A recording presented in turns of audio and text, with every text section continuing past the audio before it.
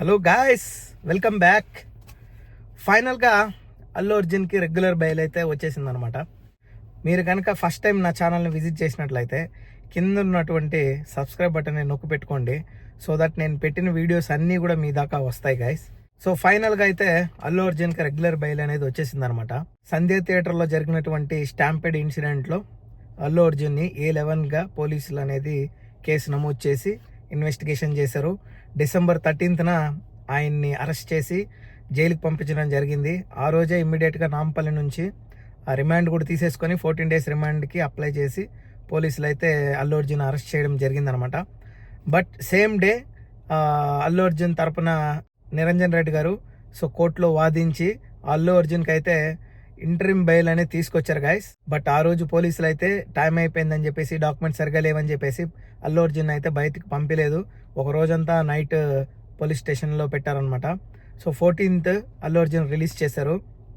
దీని తర్వాత December 27th Allu Arjun team ఏదైతే ఉందో వాళ్ళు మళ్ళీ కోర్టులో పిటిషన్ అనేది సబ్మిట్ చేశారనమాట. అంటే రెగ్యులర్ బెయిల్ కోసం.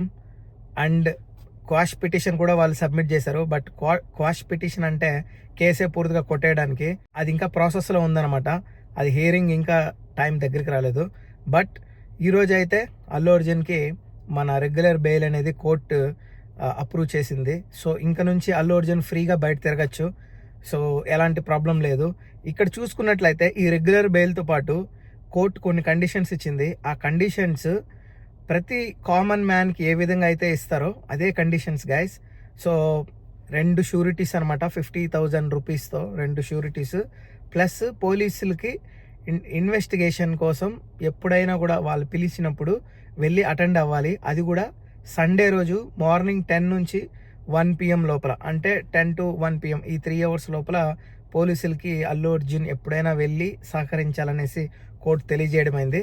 బట్ ఆల్మోస్ట్ చెప్పాలంటే హీఈస్ ఆల్మోస్ట్ ఫ్రీ.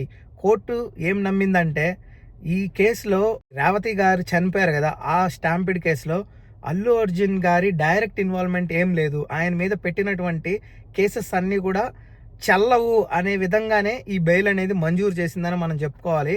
సో ఇంకా క్వాష్ పిటిషన్ ఉంది కదా, అది ఈ జనవరి 22nd 21st ఉంటుంది.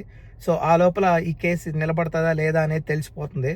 బట్ మీరు చూసినట్లయితే అల్లు అర్జున్ ఎప్పుడైతే బెయిల్కి అప్లై చేశాడో పోలీసులు కూడా వెంటనే పిటిషన్ పెట్టి అల్లు అర్జున్కి బెయిల్ రాకుండా ఉండడానికి చాలా ప్రయత్నాలు అయితే చేశారు.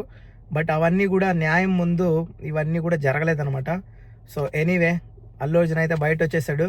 I think Allu Arjun fans మొత్తం and Allu Arjun family members మొత్తం కూడా చాలా హ్యాపీగా ఉంటారనేసి నేను అనుకుంటున్నాను.